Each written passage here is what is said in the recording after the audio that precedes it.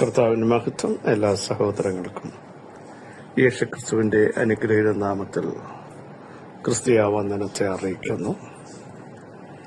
രാജാതിരാജാവും കർത്താതി കർത്താവുമായവന് നന്ദി നിറഞ്ഞ ഹൃദയത്തോടെ നമുക്ക് സ്തോത്രം ചെയ്ത ദൈവത്തെ ആരാധിക്കാം. യഹോവ ദൈവമായിരിക്കുന്ന ജാതിയും അവിടുന്ന് തനിക്ക് അവകാശമായി തിരഞ്ഞെടുത്ത ജനവും ഭാഗ്യമുള്ളതായിരിക്കാൻ ഭാഗ്യ പദവിയിലേക്ക് നമ്മെ കൊണ്ടുവന്ന ദൈവത്തിന് നന്ദി പറയാം. നമ്മളെ മക്കളും അവകാശികളുമാക്കി അവിടെ തീർത്തല്ലോ. അവിടുത്തെ ദയ, വിശ്വസ്തത, കരുണയോർത്ത് എന്നും നന്ദി പറയാൻ നമുക്കിടയാവണം. ഈ ദൈവം എന്നും എന്നേക്കും നമ്മുടെ ദൈവമാണ്. ജീവപര്യന്തം വഴി നടത്താൻ ശക്തനായിരിക്കാൻ അവിടുത്തെ ബലമുള്ള കരങ്ങളിൽ നമുക്ക് താഴ്ത്തി ഏൽപ്പിക്കാം. മികാപ്രവണത്തിൽ വായിക്കുന്നത് പോലെ ഞാനോ യഹോവയെങ്കിലേക്ക് നോക്കും, എന്റെ രക്ഷയുടെ ദൈവത്തിനായി കാത്തിരിക്കും. യഹോവയെ കർത്താവ് എന്റെ പ്രാർത്ഥന കേൾക്കും. നമ്മുടെ അകത്തൊരു ബോധ്യമുണ്ടാവണം, യഹോവയായ കർത്താവിന്റെ പ്രാർത്ഥന കേൾക്കുമെന്നും ഞാൻ യഹോവയ്ക്കായി കാത്തിരിക്കുമെന്നും അവിടുന്ന് എന്നെ അറിയുമെന്നും എന്റെ സങ്കടങ്ങളും എന്റെ വേദനകളും അറിഞ്ഞ് എന്നെ നടത്തുന്ന ഒരു ദൈവമുണ്ട്. ഈ ദൈവം എന്നേക്കും നമ്മുടെ ദൈവമാണ്.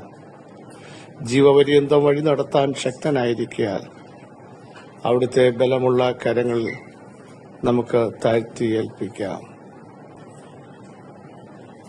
ദൈവം നമുക്ക് ഉദ്ധാരണങ്ങളുടെ ദൈവമാണ്. മരണത്തിൽ നിന്ന് നീക്കുപോക്കുകൾ യഹോവയായ ദൈവത്തിന്റെ കയ്യിലാണ്. സഹോദരങ്ങളെ, എല്ലായിടത്തും എല്ലായ്പ്പോഴും നമ്മെ ജയോത്സവമായി നടത്തുന്ന ദൈവത്തിന്റെ കരത്തിനായി നന്ദിയോടെ നന്ദിയോടെ നന്ദിയോടെ നമുക്ക് സ്തോത്രം ചെയ്യാം. പർവ്വതങ്ങൾ മാറിപ്പോകും, കുന്നുകൾ നീങ്ങിപ്പോകും, എങ്കിലും എന്റെ ദൈവത്തിനെ വിട്ടുമാറുകയില്ല.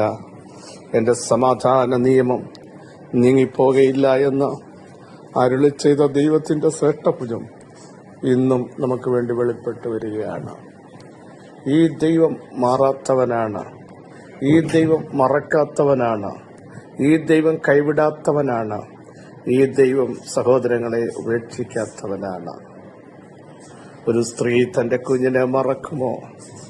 താൻ പ്രസവിച്ച മകനോട് കരുണ തോന്നാതിരിക്കുമോ? അവർ നിന്നെ മറന്നാലും ഞാൻ നിന്നെ മറക്കുകയില്ല. ഞാൻ നിന്നെ എന്റെ ഉള്ളംകൈയിൽ വരച്ചിരിക്കുന്നു എന്ന് പറഞ്ഞ ആ ദൈവമാണ് നമ്മുടെ ദൈവം.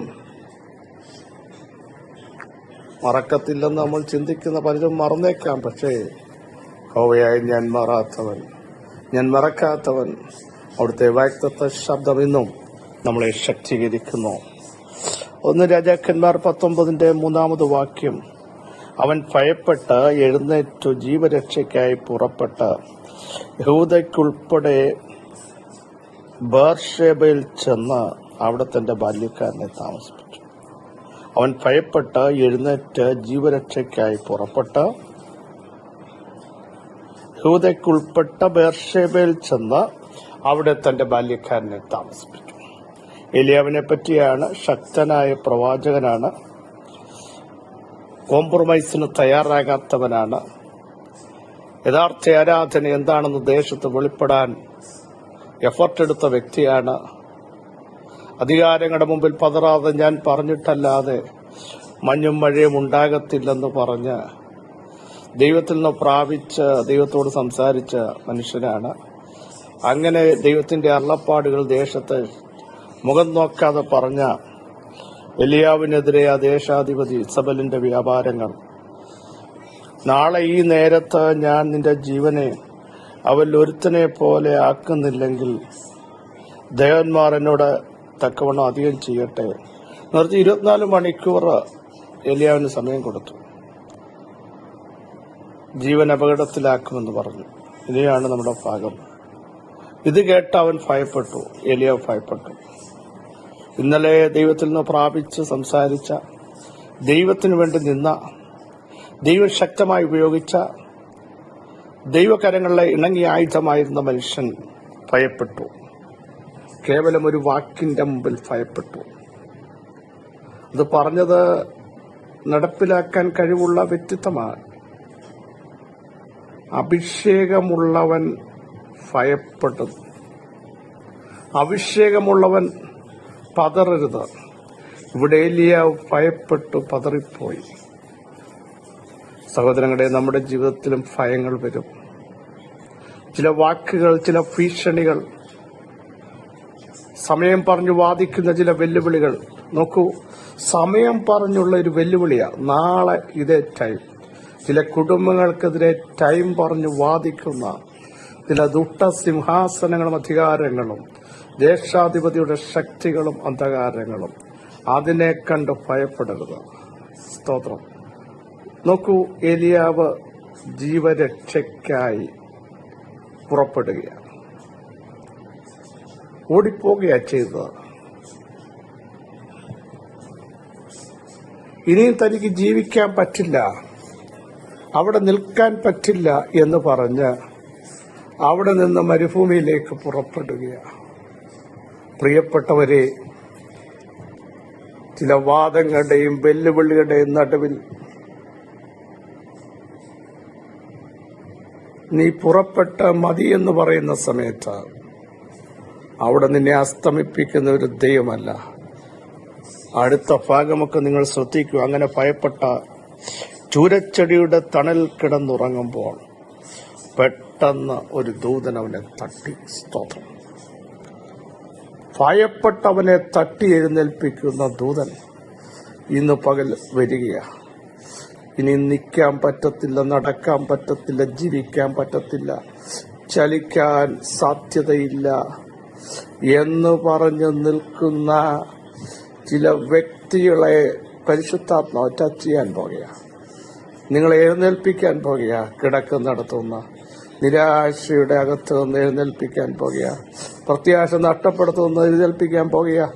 പ്രതീക്ഷയ്ക്ക് വകയില്ലെന്ന് പറഞ്ഞ സ്ഥാനത്ത് നിന്ന് ദൈവം നിങ്ങളെ എഴുന്നേൽപ്പിക്കാൻ പോകുകയാണ്. നീ മരുഭൂമിയിൽ വീഴേണ്ടവനല്ല, മരുഭൂമിയിൽ തളരേണ്ടവനല്ല, മരുഭൂമിയിൽ ചുരുണ്ട് കിടക്കേണ്ടവനല്ല. നിന്നെക്കുറിച്ച് ദൈവത്തിന് വലിയ പദ്ധതിയുണ്ട്.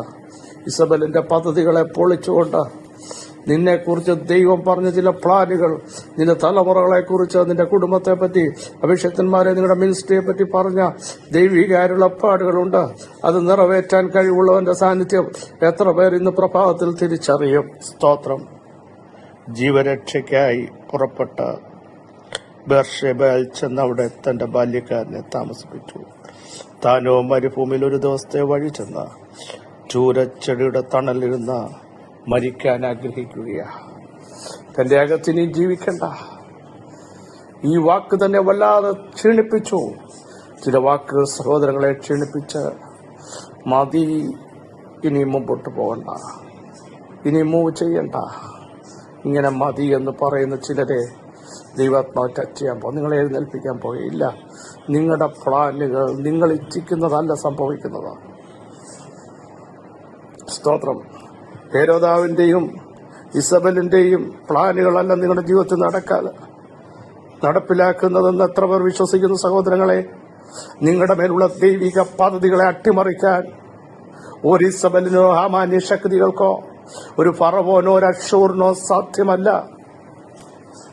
ദൈവം മൊർദെഖായിയെ, നിന്നെപ്പറ്റി എസ്തർ, നിങ്ങളെപ്പറ്റിയും ഒരു പദ്ധതി ഇട്ടിട്ടുണ്ടെങ്കിൽ, യോസഫയെ നിന്നെപ്പറ്റി ദൈവത്തിനൊരു പ്ലാൻ ഉണ്ടെങ്കിൽ, കരാഗ്രഹത്തിനോ സഹോദരങ്ങൾക്കോ നിന്റെ മേലുള്ള വാഗ്ദത്തങ്ങളെ പിടിച്ചൊതുക്കാൻ പറ്റില്ല. ദൈവം ചിലതിനെ തട്ടി എഴുന്നേൽപ്പിക്കാൻ എഴുന്നേൽപ്പിക്കുകയാ. ആരും വരാത്ത മരുഭൂമിയിൽ, ആർക്കും ഇടപെടാൻ പറ്റാത്ത സാഹചര്യത്തിൽ ചൂരച്ചെടിയുടെ തണൽ കിടന്നുറങ്ങുമ്പോൾ പെട്ടെന്നൊരു ദൂതൻ അവനെ തട്ടിയത് ഭക്ഷിക്കാൻ പറഞ്ഞു. അവൻ ഉണർന്നപ്പോൾ കനലിന്മേൽ ചുട്ട ഒരടയും ഒരു തുരുത്തി വെള്ളവും തലയ്ക്കൽ ഇരിക്കുന്നത് കണ്ടു. സ്തോത്രം. മതി എന്ന് പറഞ്ഞ് നീ ചില സ്റ്റെപ്പ് എടുക്കുമ്പോൾ നിന്നെ ശക്തിപ്പെടുത്തുവാൻ ദൈവിക കരുതൽ വെളിപ്പെടാൻ പോകുക, ദൈവത്തിന്റെ ഇടപെടിയിൽ വെളിപ്പെടാൻ പോകുക. നീ എല്ലാം തീർന്ന് കുഞ്ഞെ, സഹോദര, യുവാവേ, എല്ലാം അസ്തമിച്ചു എന്ന് പറഞ്ഞ് നീ ചില സ്റ്റെപ്പുകൾ നിന്റെ ഉള്ളിലെടുക്കുമ്പോൾ ഇപ്പുറത്ത് നിന്നെ ശക്തീകരിക്കാൻ, നിന്നെ മൂവ് ചെയ്യിപ്പിക്കാൻ ആവശ്യമായ ചില കരുതലുമായി ദൈവം തന്റെ ദൂതനെ നീ ഇരിക്കുന്നിടത്ത്, നീ കിടക്കുന്നിടത്ത്, നീ നിരാശപ്പെടുന്നിടത്ത് ഇതാ വെളിപ്പെടുന്നു. യേശുവിന്റെ നാമത്തിൽ, യേശുവിന്റെ നാമത്തിൽ ജനം സ്വതന്ത്രരാകട്ടെ. ദൈവാത്മാവിന്റെ ഇടപെടൽ ഉണ്ടാകട്ടെ. പരിശുദ്ധാത്മാവിൽ ജനം ശക്തരാകട്ടെ. സർവശക്തിയുള്ള ദൈവമേ, സ്വർഗീയ പിതാവേ, ഈ വചനത്തിന്റെ ശക്തി ഈ ജനത്തിന്റെ മേൽ ഇപ്പോൾ തന്നെ വ്യാപരിക്കട്ടെ. മരിക്കാൻ ഇച്ഛിച്ച് ഭീഷണിയുടെ മുമ്പിൽ തളർന്നു പോയവനെ എഴുന്നേൽപ്പിച്ച് അടുത്ത തലത്തിലേക്ക് കൊണ്ടുപോയി ദൈവിക പദ്ധതിയിലേക്ക് എത്തിക്കുന്ന അവിടുത്തെ പ്രവർത്തിക്കായി സ്തോത്രം ചെയ്യുന്നു. വ്യക്തിത്വമുള്ളവൻ, പ്രയോജനപ്പെടേണ്ടവൻ, മരുഭൂമിയിൽ ചുരുടാനുള്ളവനല്ല. നിരാശയ്ക്കകത്ത് കർത്താവേ ആഴ്ന്നു പോകാനുള്ളവനല്ല. അവരെ കൊണ്ട് ദൈവത്തിന് വലിയ പദ്ധതികളുണ്ടല്ലോ. ഇനി എന്നെ കൊണ്ടൊന്നും പറ്റില്ല എന്ന് പറഞ്ഞ് മതി എന്ന് പറയുന്ന ചിലരെ ഇല്ല. ദൈവത്തിന് നിന്നെ കൊണ്ട് വലുത് ചെയ്യിപ്പിക്കാനുണ്ട്. നിന്റെ കുടുംബത്തെ ഉപയോഗിക്കാനുണ്ട്. കുഞ്ഞെ, നിന്നെ കൊണ്ട് ദൈവത്തിന് വലിയ കാര്യങ്ങൾ ചെയ്യിപ്പിക്കാനുണ്ട്. എഴുന്നേൽക്കുക, എഴുന്നേൽക്കുക, എഴുന്നേൽക്കുക. നിരാശകൾ ഇന്ന് പോലെ അവിടെ ഇടുക. നിന്റെ പ്രത്യാശയ്ക്ക് ഭംഗം വന്നത് ഇന്ന് പോലെ നീ മറക്കുക. ദൈവത്തിന് നിന്നെ പറ്റി പ്ലാനുണ്ട്.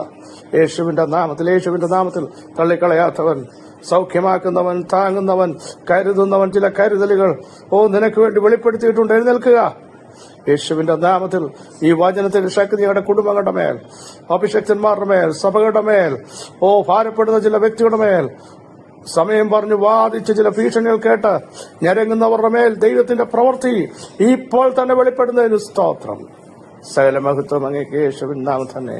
ആമേൻ, ആമേൻ. ക്രിസ്തു വാത്സല്യ സഹോദരങ്ങളെ, ധൈര്യത്തോടും പൊട്ടുപോകുക. നമ്മുടെ ദൈവം അത്ഭുതങ്ങളുടെ ദൈവം, നമ്മുടെ ദൈവം എഴുന്നേൽപ്പിക്കുന്ന ദൈവം, മതിയെന്ന് പറഞ്ഞെടുത്ത് ഇറങ്ങി വന്ന് നിന്നെ ടച്ച് ചെയ്ത് ശക്തീകരിച്ച് അടുത്ത തലത്തിലേക്ക് എത്തിക്കുന്ന ദൈവമാണ് നമ്മുടെ ദൈവം. ഈ വചനങ്ങൾ നല്ലവണ്ണം സഹായിക്കട്ടെ. ക്രിസ്തുവിൽ നിങ്ങളുടെ സഹോദരൻ പാസ്റ്റർ